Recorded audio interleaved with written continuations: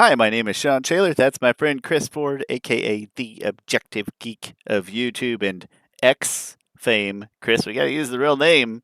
Gotta use the No, we actual. don't. I refuse. And In no, the, in the there's words of Eddie Murphy, or maybe it was Arsenio's character in Coming to America, his mama call him X. I'm sorry. His mama call him Twitter. I'm gonna call him Twitter. And they're talking about Muhammad Ali.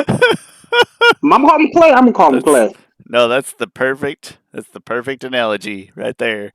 I every time I see that stupid X on my phone, I want to delete it just out of anger. Like I put that on my phone because of the cute bird icon. I always thought that was like a perfect like Twitter sounds like chatter about nothing. It sounds like short, sweet. A bird, simple icon, like all the external things about Twitter, they all made sense. They all fit together Mhm. so perfectly. And now it's a like a copy and pasted letter character X from like a scientific calculator, and it pisses me off so much.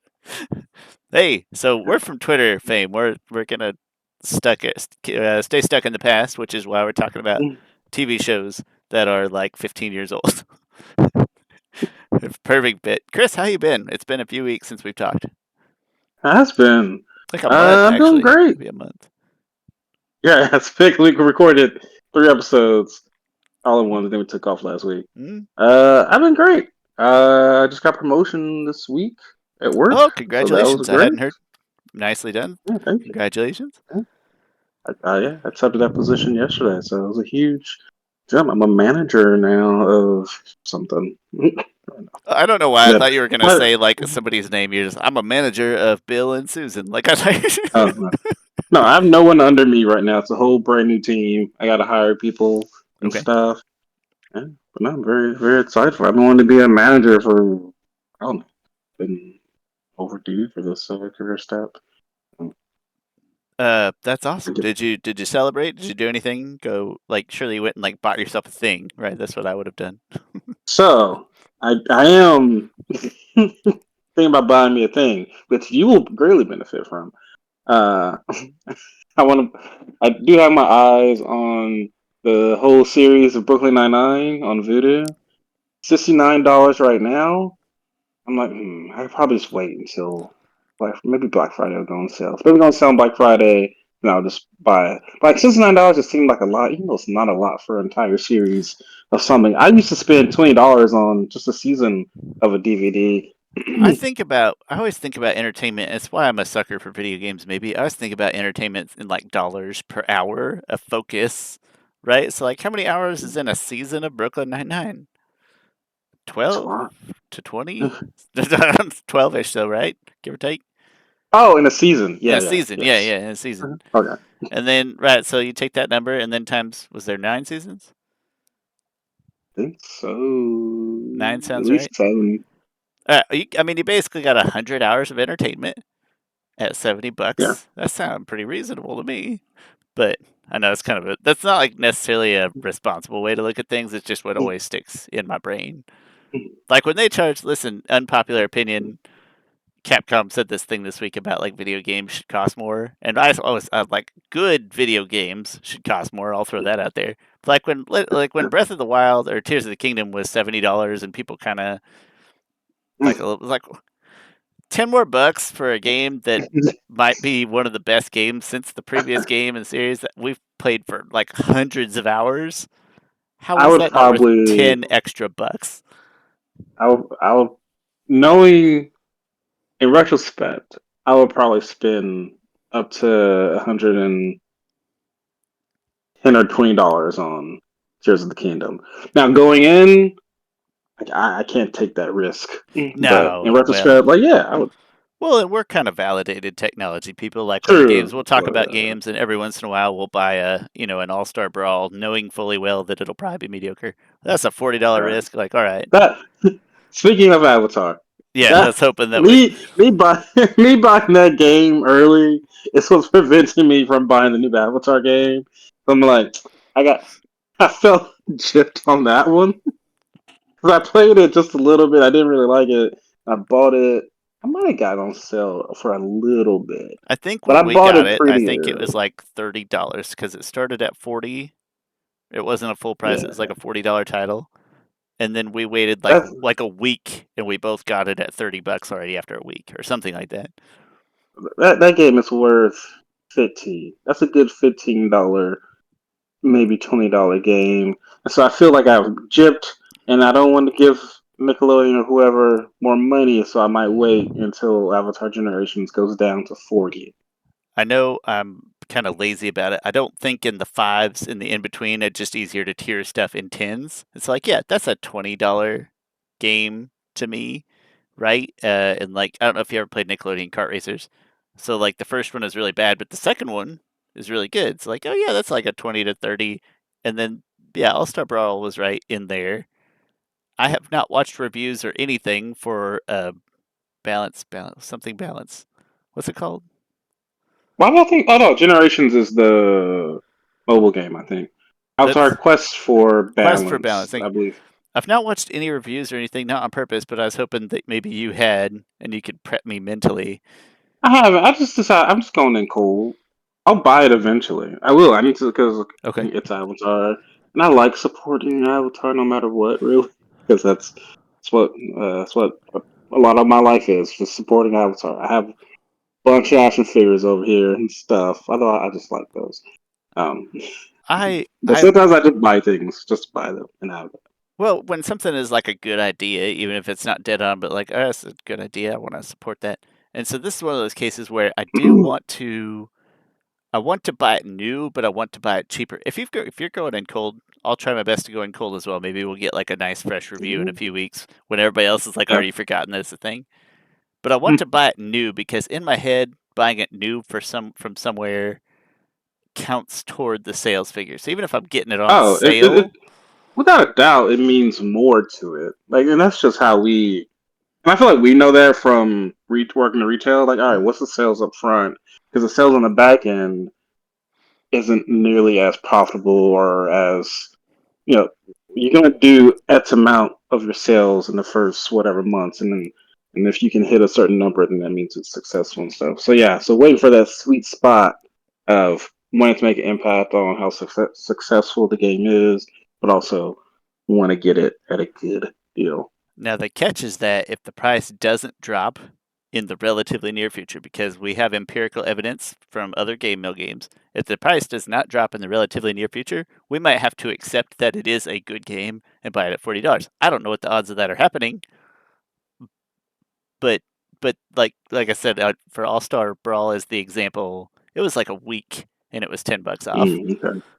Okay. Um, and so, well, hey, yeah, I'll try to keep cold. I haven't seen it pop up in my, you know, when you like you hover over a button on YouTube and it starts auto playing. I don't like accidentally listen to it or anything yet, so going in blind. Um, but congratulations on the promotion, Yeah, okay. and looking forward to maybe watching Brooklyn Nine-Nine on definitely your Voodoo, but with your permission, but in my house. Uh, I I had to complain just for like a minute. It's been like a insanely busy few weeks here, and so very sorry we missed last week. That was completely my fault. Honestly, I just needed to sleep. It's been wild. Um, but it's getting better. I think the next like 10 days for me will also still be insanely busy. But then after that, things should kind of like normalize and get better. So yeah. Apologies for last week. I needed that night of sleep. I went to bed at like whatever night that was. It was the night before my anniversary, and I like texted you. I was like, "Hey, I don't know if I can do this." I went to bed like 8:30, something like that, and slept till about 8:30, give or take. I can't. I can't fathom going. Only time I go to that early is if I have a headache and I just lay down and I wake up at 3 o'clock disoriented. Like, where am I? And then I'm up for like an hour or 2 hours, and then I go to sleep at like 5 o'clock and wake back up at 7.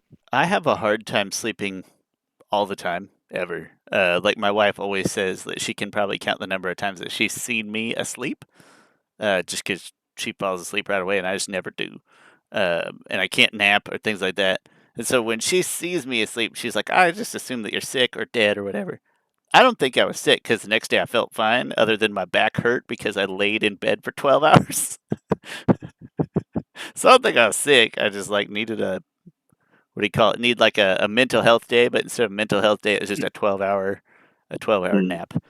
Um, Whatever that is to the equivalent of a mental health day. But yeah, sorry about that. Thanks for your patience. Hopefully, in Sounds a very few weeks, Canadian. everything will Sorry. be. Uh, Sorry, uh, sorry. Oh, sorry. Oop, oop. Hopefully, we're almost done with a couple of random things that we have to get done in the house.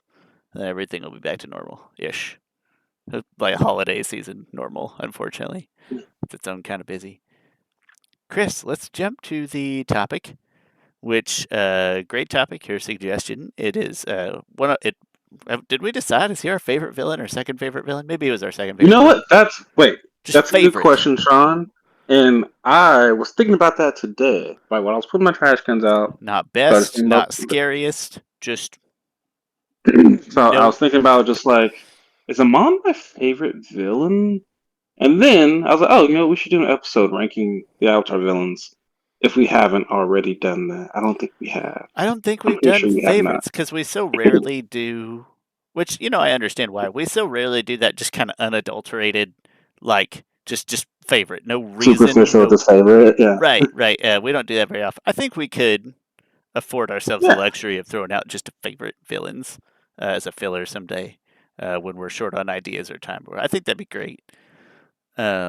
Yeah, okay. Well, don't tell me if he's your favorite villain. But today's topic is what if Amon survived? And you clean up my context where I mess it up. But what we're going for is present day Legend of Korra, and by that I mean after season 4, after book 4. What if Amon survived? And Chris, I tried to think of some things that Amon might be doing in the interim that we can discuss between then and now that will contribute to the story. But that's really the basis. Is if there was a book 5 and Amon survived, maybe he's not ready to be the villain of book 5. Maybe we'll find that out. What did I miss? Ooh. What else would you like to introduce before you jump into our flashpoint? No, that's general consensus. Not, oh my, that's not, that's a general thing.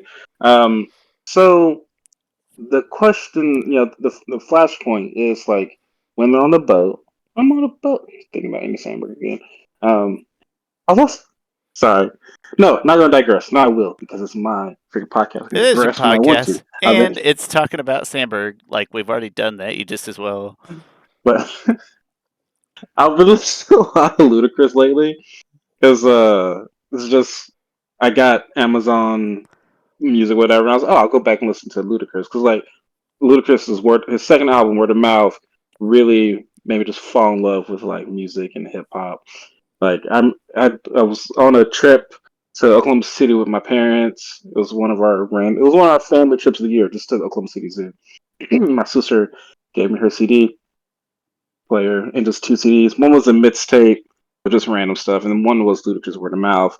And like I was just infatuated. I was in like sixth grade and stuff. Anyway, like Ludacris is like way more funny than I remember. Also, he talked a lot about hoes back then, but like various types of hoes, not even just like hookers, but like men could be hoes. So he had so many things about hoes. He had a song called "Hoes" in different area codes.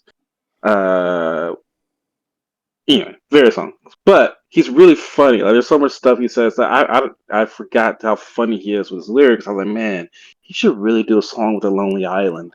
Like those two together would make such a good song. Like just how funny both of them are and how lyrically both of them are. I would love it. Anyway. Yeah, well, and I mean, obviously it worked great with T Pain, but like T Pain doesn't strike me as kind of inherently funny. Like No, he's not.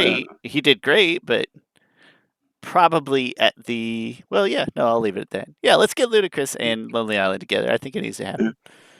Yeah. Um, Um Thanks, yeah, Andy so Samberg. I crap, I forgot where I was. Go back to my point. Okay. Because they're on the boat. When the flashpoint is, Mom's on the boat in Tarlock. It's like, yeah, so it'll be just like the old times. And he unscrews whatever boat mechanism that is, and he electrocutes it, and they blow up. I think Amon could have probably easily felt his brother doing that because he's a bloodbender, he can feel bodies moving and things like that. And so, what if he shielded himself similar to how Zuko shielded himself in that explosion and he survived? And he was a pretty weak firebender at that point. I think one thing I think Amon's dead, but in reality, but wanted to make a case that he survived. He's surrounded by water. He could have easily built a shield around himself. So there is that what if. Like, what if Amon survived? And yeah. I don't have any issues at all with the idea that Amon has like the bloodbending equivalent of like a seismic sense, right? That like bloodbending is his Yeah. whole shtick. So if you told me that he just kind of had tabs on everybody within a 5 foot radius of him at all times, like yeah, why wouldn't he? Um, I would. And so you could tell me that, and then you could tell me that like, hey, just the literal like feeling the unscrewing of the gas cap and like being a paranoid villain that he jumped off or just threw a wave of water, kind of over himself to counteract, and he's farther away from the gas can. He's not the one directly over the Yeah. source of the explosion. Like, yeah, I don't have any issue thinking for our exercise that he could survive. Yeah. But so then what? So He Sean, he water bends somewhere that's from the middle of the ocean. Then what? I think it's funny because no one in the world knows what happened to Amon. That's kind of the scariest thing, and I might play with a little bit of that throughout the story. I think logically he has to go hide out in in the Earth Kingdom. I don't think he can immediately um, rebuild and reorganize because now he's dealing with like this was the perfect time for him, especially for facing the Avatar. Because before Korra only knew three elements. She had no master of the Avatar state. This was like the weakest he could ever get her. And after his encounter, after season one, she's has four elements. She's mastered the Avatar state. She is a lot more OP than she's ever been. So now's definitely not the time to do that. And also, he needs to kind of just reorganize. So I think he would lay low in the Earth Kingdom somewhere while building back up at least those equalist sentiments throughout, while like slowly building back up his equalist organization. I would like to suggest that initially he's in Republic City because he's in like confrontation, like hit it at the heart. He's very confident. Korra's young. Mm. In his rebound, I feel like maybe he's gonna go to one of these like shattered Earth Nation, not shattered, but like the Earth Nation is not Yeah, a cumulative thing yet, right? That's the book four's whole premise.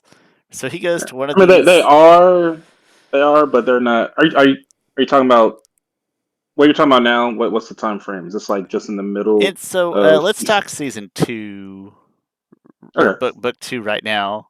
But I think it's like it feels like he could go into one of those communities. Either Who's way, maybe those communities are really small. Like they're not all connected. Like it's not like oh, there's trouble going on here.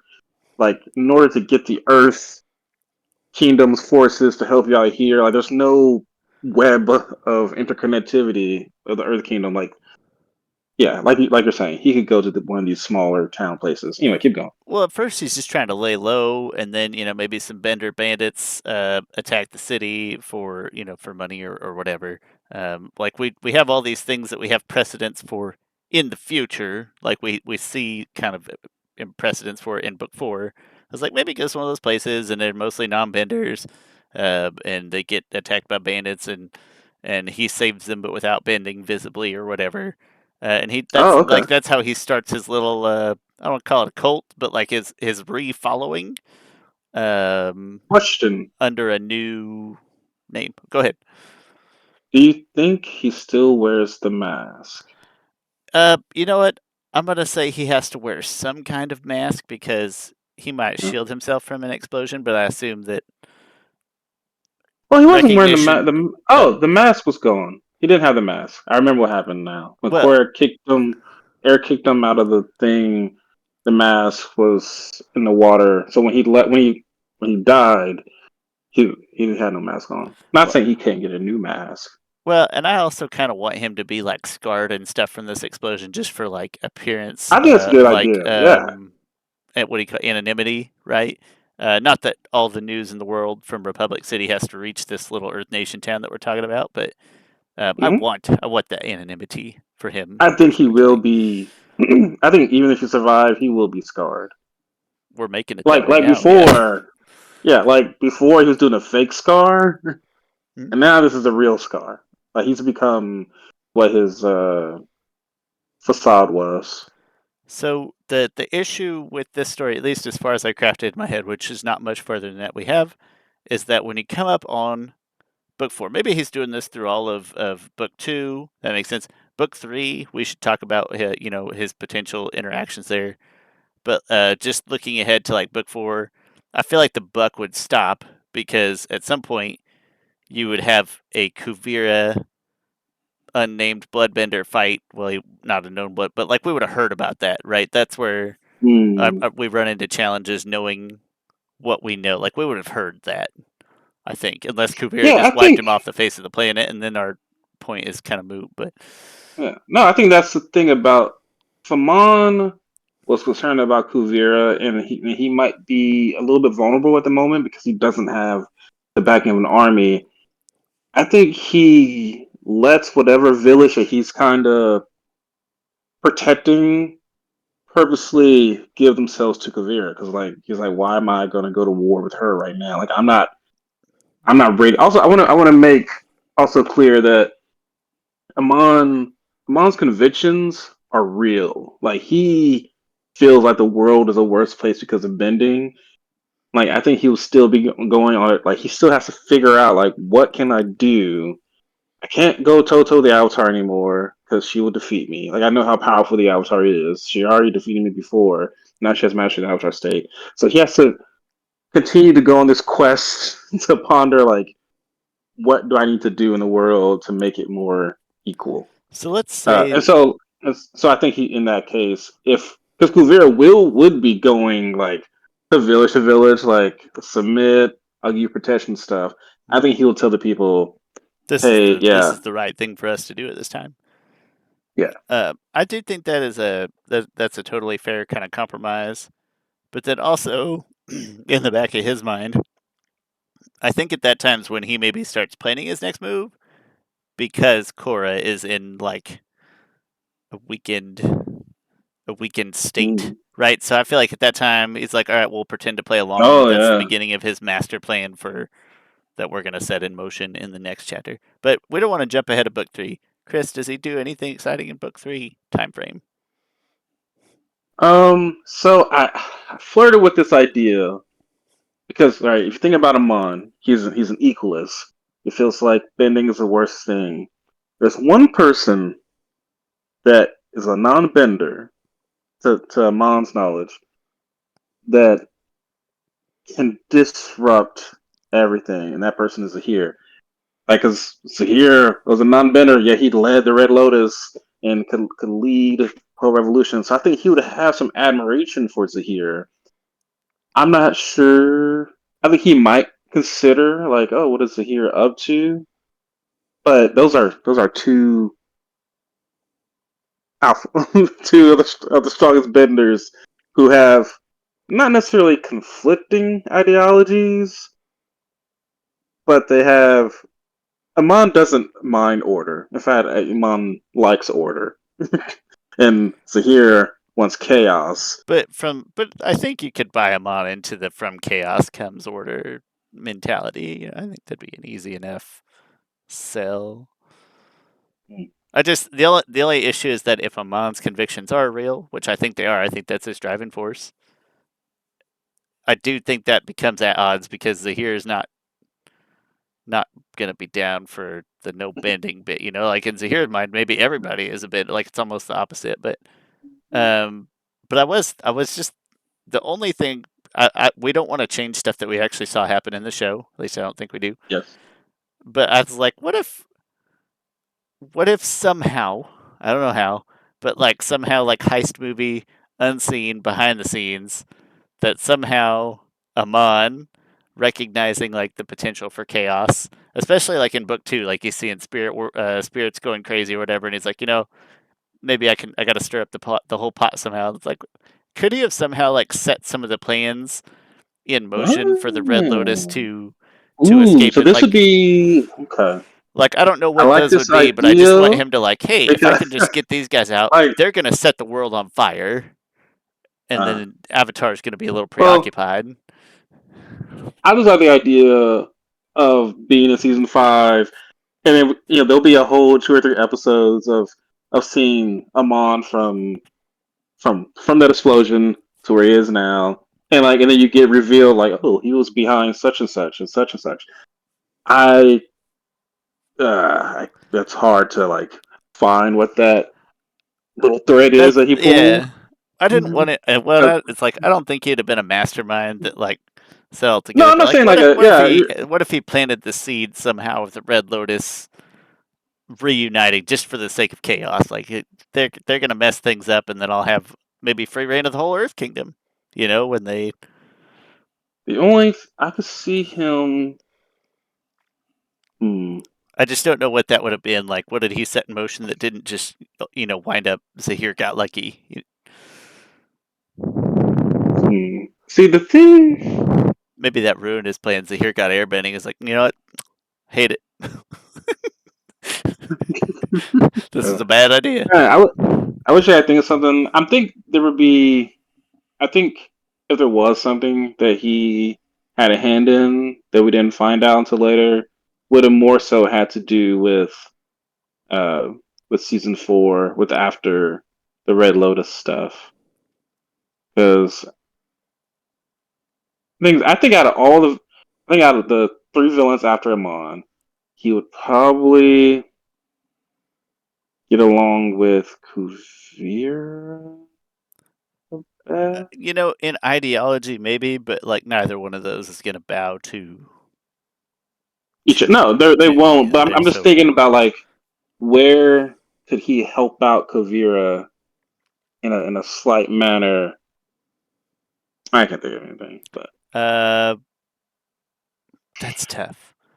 yeah. Well, and I see, think and I have no issue in book 3 that he doesn't really get to interact with Zahir, and I just thought it would be cool if it could be worked in. But yeah, it's a tough yeah. string. I think one of the reasons why he would like to be involved with Kuvira is because she is advancing things technology wise, and technology is going to be the biggest equalizer of them all. And so I think he would find some type of benefit to at least keeping tabs on her or being cognizant of what her goings on are. I'm gonna stick with partially the political gambit thought process of maybe he is pro Kuvira kind of in the background, and his plan at some point in that time was like a position of political power within the Earth Kingdom, right? Because within the Earth Kingdom united would be an incredibly powerful position, even if Kuvira was supreme overlord or whatever, Mm. and that would like initiate his next plan. So like maybe in the background he's working on that, and he does submit to Kavira's demands or to the colony's demands or whatever. I forget what those are called. Those provinces. Uh, I Territory? forget. Yeah, territories, whatever they're called. And so maybe he submits, but he's just kind of like playing a political game, thinking, "Yeah, I'm going to work my way up Kavira's political ladder when she unites everything." Uh, Something akin to that. But then that plan does fall apart also, and so then our book 5 just kind of becomes he's sick of waiting. What does he do next? All right, we're now in uncharted territory here. Book 5. Um, the what was I say? What was I about to say? The title, Book 5. So not that this is important to this story, but in my head, it's like Legend of Korra, Book 5 has to be one word. It's either gonna be like revolution or resolution. I like resolution because in sure he says like we're the revolution, but one time someone asked him what is he, and he says I am the solution. But like resolution is almost like I'm back. Like this is the resolution. Like I don't know. Resolution gives you kind of a final book vibe, also. Ah, Right, it okay. is the resolution of the story. Um, yeah, I can get on board with that. Okay, cool. Um, so now, got an Earth Kingdom under the leadership of the more mature Wu implementing his Yeah, form it's of government, still his new form of government. it's even in the comics right now. They're still pretty divided. Like some of the territories or the states have elected officials. Some of them don't. There's still some disconnection there, Hmm? and so I think it's still ripe for Amon to like come back up. It's like he's already planted all these seeds, and now he has to bring all these people together. I think there's going to be like one town that there's like, oh wow, things are getting like better and better here in this town. Like their infrastructure is growing, the technology is growing, Maybe and that's it. then Maybe his gambit is just, hey, look at what we're doing here. Look at what we're achieving here without benders. oh, without benders, yeah, that would be interesting. That creates a whole It new, becomes like a non-bender haven for people. yeah. I Um, mean, if I mean, it'll be the opposite of Zalfu, because Zalfu's like we're all metal benders there, like we're all earth benders. At least most and of us are he's metal like bunch of benders. racists. Is what you are. Yeah.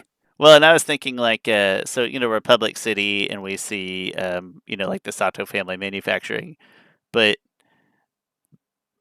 there's no reason that like his city can't be like a riser, a fast riser in like the industrial game, right? And he has the whatever you want to call his title of that city, the mayor Yeah. of that city, overseeing like this crazy industrial growth. And he's just using behind the scenes manipulation to kind of make it happen, but he's drawing people in. It becomes like a blueprint. The only thing I don't want is for this to be like a rehash of book 4, right? Which is just like one person trying to take over the Earth Nation. So I'm trying to decide in my mind, how do we differentiate So from that? And then I'm thinking the maybe it's thing like a is, civil war with Republic City or something on the other side of the Earth Nation. the thing I gotta keep thinking about is his motives. His motives are equality, and he thinks bending is the root of all evil. How do you fix that? You can fix it one of two ways. You can take away bending from everyone. And I don't think, and he tried that, and it didn't necessarily work. And so, like, how can he even do that anyway? He could try to go after all the strongest, not the strongest, well, yeah, some of the strongest people in the world who are benders, some of the most, or the leaders who are benders. And so he would go after, but that feels very much like uh, book 3. But also, he's not killing them, though. He's just taking away their bending. It's like if you can take away bending from the people in power, they will know because they're insecure and stuff. They will no longer, um, they will no longer prioritize bending because they want to be like, oh, well, you guys don't really like need. We don't need to use bending. Like, I want my family to to to continue to grow and stuff. If they live in a world where bending is the most important thing, well, I'll they'll be, I think, more inclined to make things to support more non-bending stuff.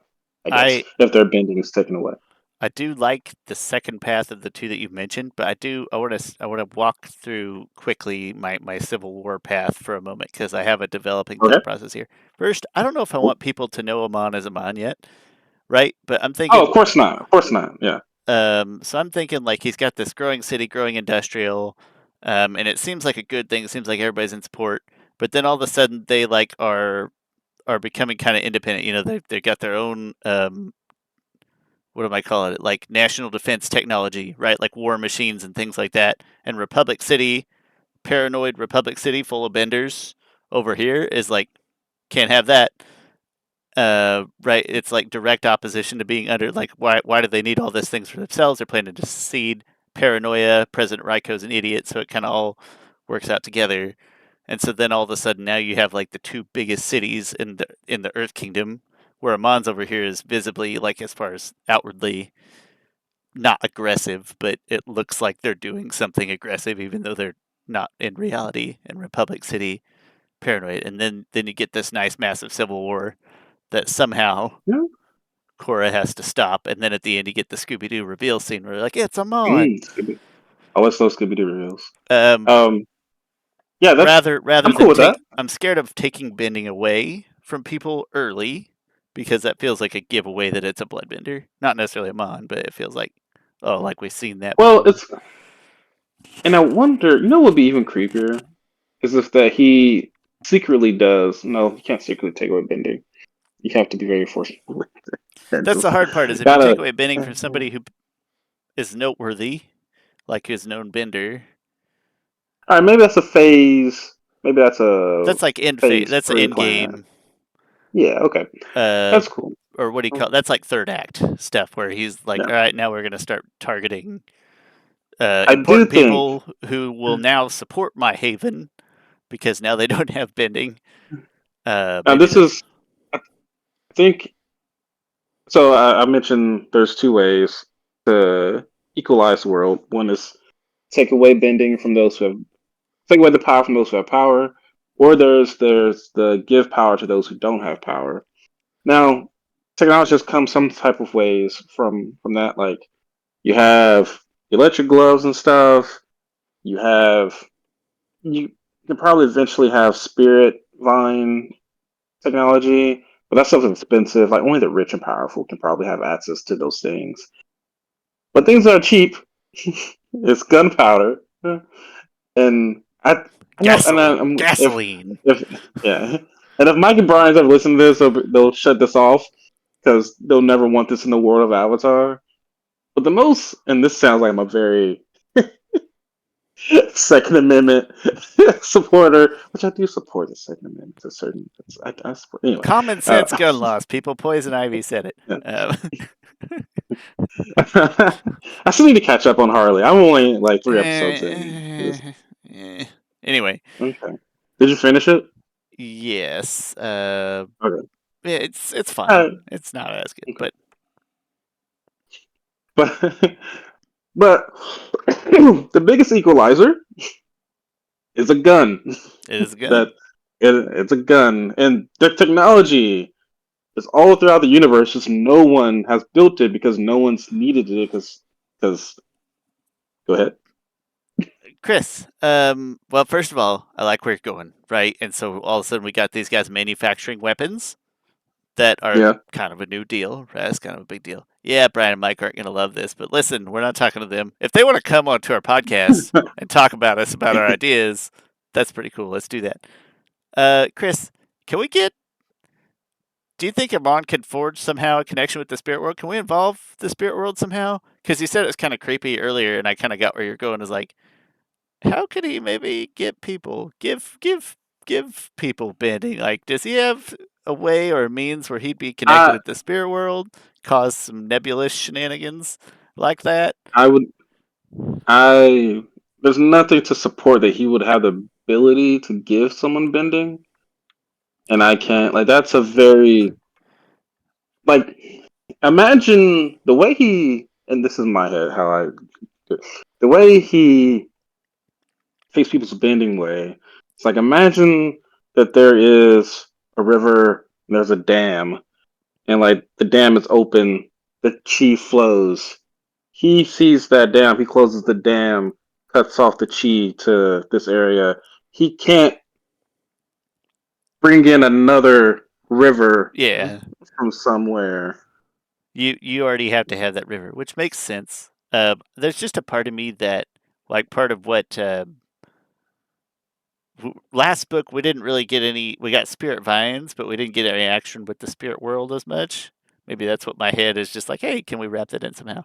There's probably not a great answer for that, but um, yeah, and that may not be necessary. That's just my brain But reaching.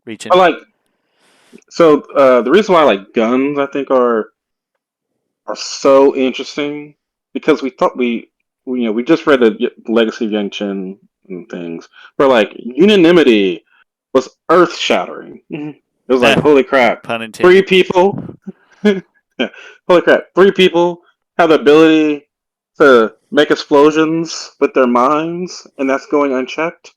Now imagine hundreds, thousands of people from this one village have the ability to just pop. They're Like, just there's no manufacturing it. That's what this city is like. That's like kind of to them, it's not their namesake, but to the outside world, it's like that's the city that makes guns. That's where that's the exactly. origin of evil over there. Yeah.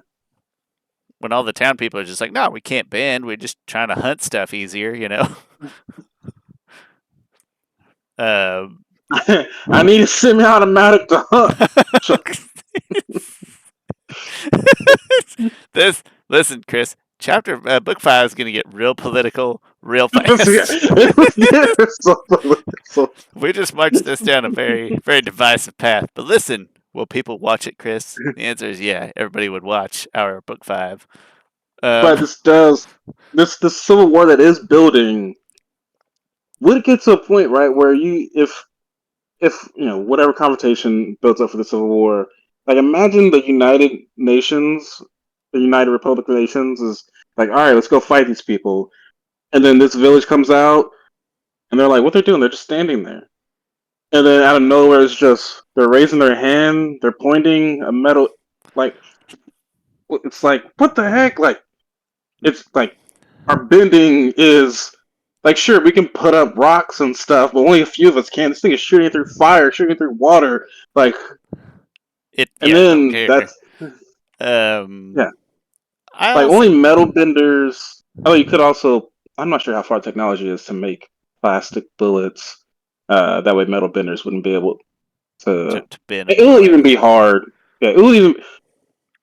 There's only a few metal benders that I think would actually be able to foresee a bullet coming and metal bend it out of the way, and that's probably like Lin, Suyin, I'm still Kuvira gonna type of benders. I'm gonna say not that we should get too deep into it in this particular chat, but we could.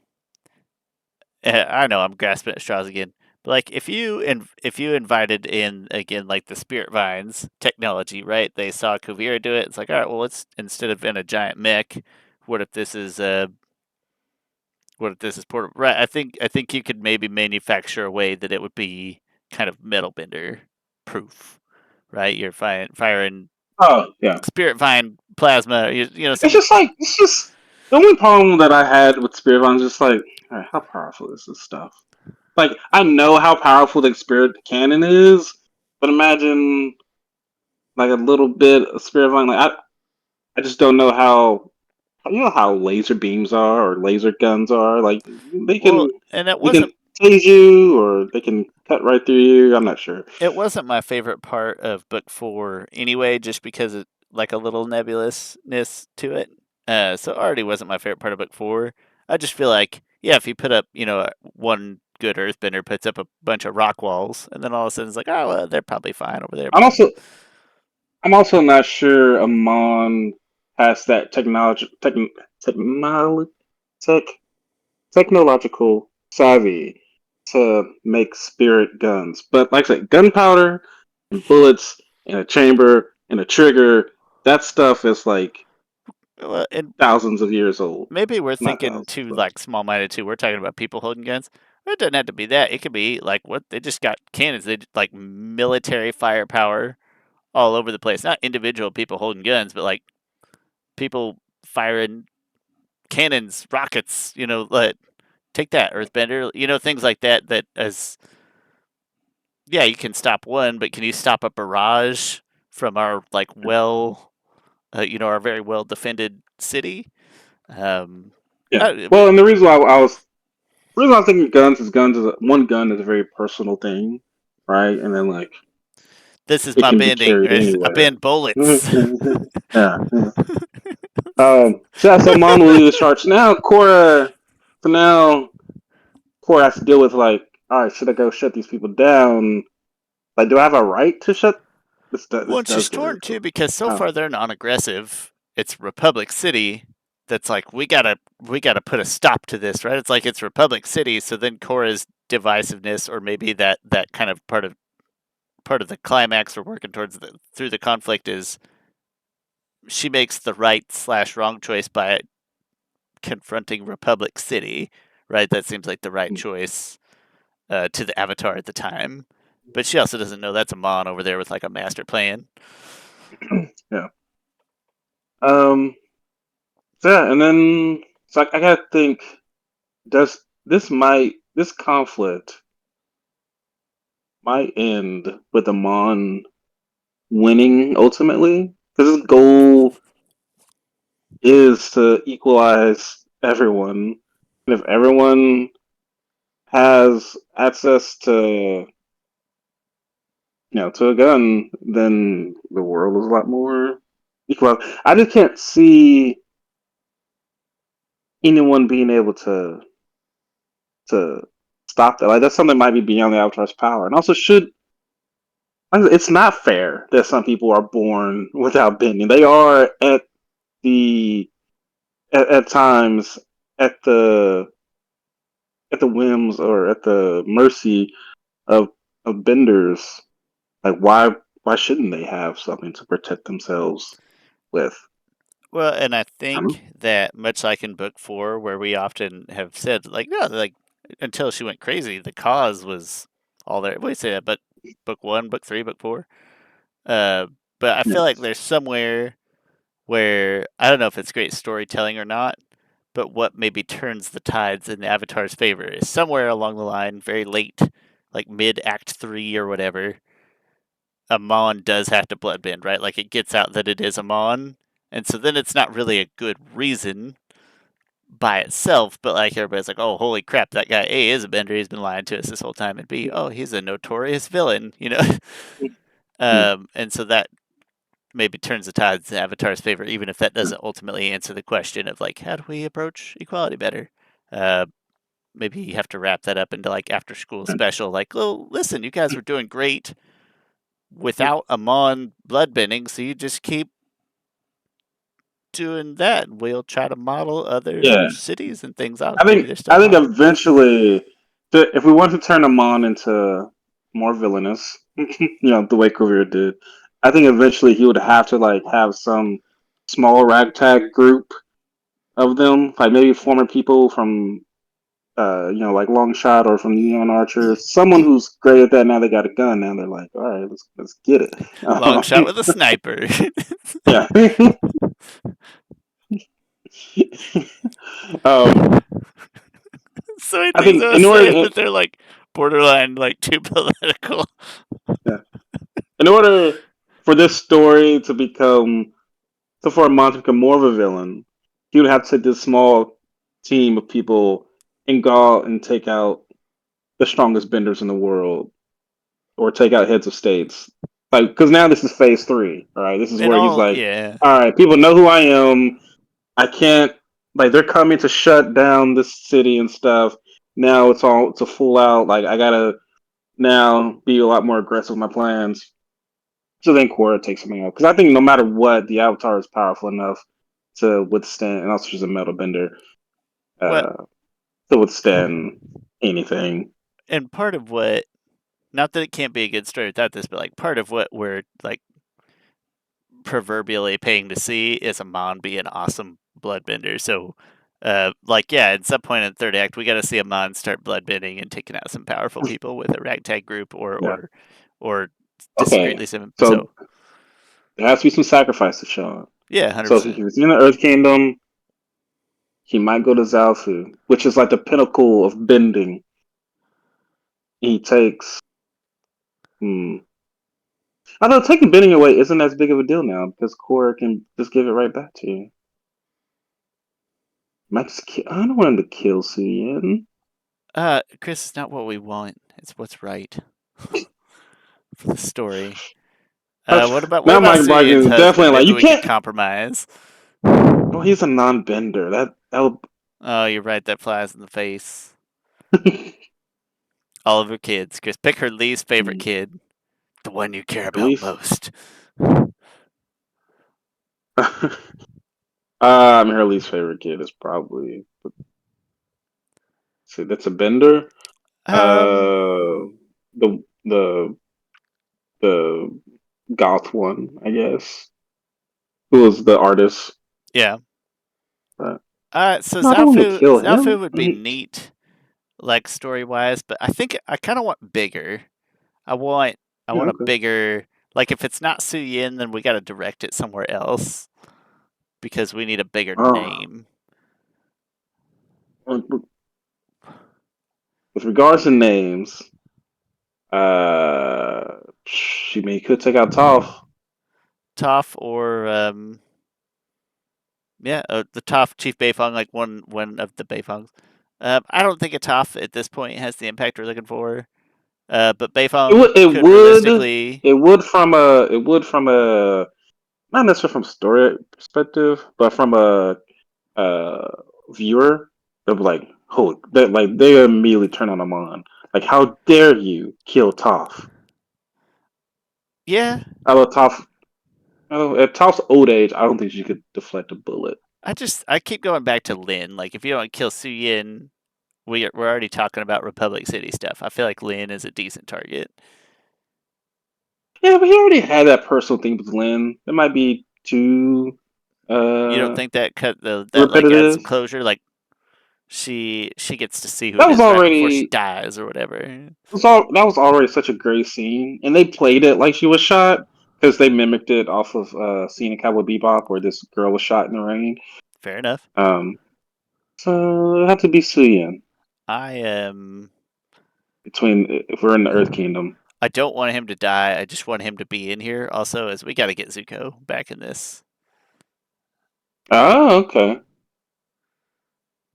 sure. Have another.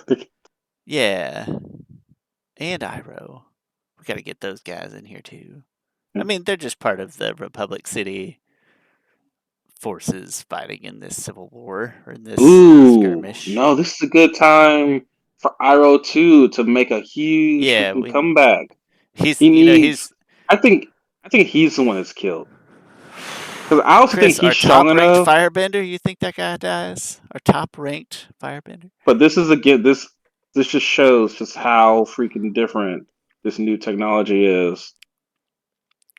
Who takes one sniper bullet to the head from 300 yards or whatever and Nah, I deteriorate. gotta be more personal than that. That death got to be more up close. Yeah, that's fair. Mm.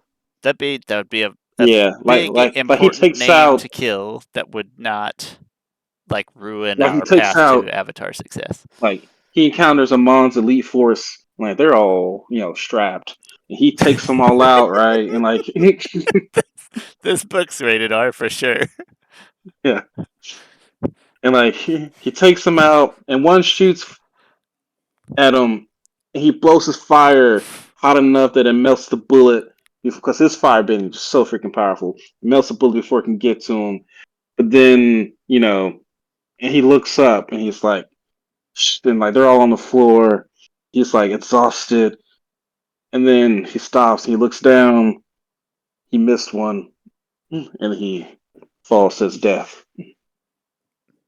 Straight up to the jaw. Violent and No, gory, not through just the how jaw. Just in this general area somewhere. Not violent and even in the gory, just heart. how Just the Bryan and gut. Mike intended this show to be. This is the Yeah. this is the Logan of the Avatar universe right here. How long have we been recording? A long time. A Okay. long time. And my voice is still going. I hope so. Yep, we both got volume. We're good. Voice. Okay. I'm all right. Um, But to wrap it up, I guess after that death, let's leave it on Korra a now has to cliffhanger, take Chris, out. because Bryan and Mike are gonna I'm pick not this thinking. idea up and run with it. No, they're gonna pick up our idea about Avatar Zeta. Oh, they are. We're gonna elaborate on that, Chris. We're gonna become authors. Not that maybe not licensed authors, but we're gonna become authors and we're gonna make that book a reality. Get back into your comic John mode, Chris, because Mm, it's time. It's time we write the story of Avatar Zeto. yeah. Um, But to wrap it up, of the Amon thing, Korra eventually face him and defeat him because she's the Avatar. that's how it goes. And but Amon had a lasting impact. Not only twofold. Not only did he pass like voter stuff, not pass. It's not like he was in Congress. Enforced a new political. inspired new political system. Mhm. Yeah, but also he gave power to the people in his guns. Because once that Pandora's box is open, it's They have no open. go back. Like, yeah. I think that Korra wins when somehow something, whatever it is that is spilled to her, when she figures out that it is Amon, and then that somehow fuels her sort of plan of attack to victory. But it is like it's midway through that third act. It's a ways before she realizes that. And there we got book 5, The Legend of Korra, the book you didn't know that you needed until the rated R Korra story. The Avatar universe will never be the same. It really wouldn't be the same. Like, having guns in the Avatar universe changes everything. It completely Oh, it's horrible. equalizes. It's horrible. But no matter what, though, these guns will be registered. And then That will be finally, what. Chris, finally, we'll get the Avatar game that we deserve, which is just a Call of Duty game with Avatar characters. An Avatar who's just strapped up. What? Why would you even bend? If you had, like, I mean, I guess to get Well, around. for functional reasons, bending is still great. But when you're playing on the offensive, like you're packing heat, not the Yeah, sure. firebending Let me guy. throw this. I want to throw this rock over there, but I just put a freaking barrel on a silencer on the thing and just. Yeah. Well, avatars don't like to kill, so that What for the if most you? part. Well, what if you, as an Avatar, were a gifted bloodbender or like gifted earthbender, right? So you had a perfect sense of exactly where everybody was. You pop up, like you'd be a great shot. Yeah. You're an airbender. You just wanted bend the bullet wherever it needed to go. You just give it that little extra poof of wind while it's in the air. Bending bullets like Wanted. It would eventually turn into Wanted It would absolutely airbenders would become the wanted, the assassins and metal benders. and metal benders, 100%. Yeah. Yeah, oh yeah, metal. I don't know why metal benders aren't doing this already. They don't even need the gun. They just fire it. They haven't thought of it yet. That's why. Yeah. That's how they fight back. We don't need guns. We just need the bullets. Um, it's got so dark. All right. Listen. Thanks for listening to Avatar: The Last Podcasters. We hope that you'll take all the things that we said today with a grain of salt. And thanks for your patience last week. My name's Shawn. That's Chris Ford, aka the Objective Geek of YouTube and Twitter/X. And we'll I put. only give them the satisfaction. There's I no F. listen. I didn't delete the app, but I took it off my home screen because I hated seeing that stupid white dumb scientific calculator X on my amongst the other icons. And I'll put all the information in the description, just like I always do. And we hope you'll come hang out with us next week. See you later.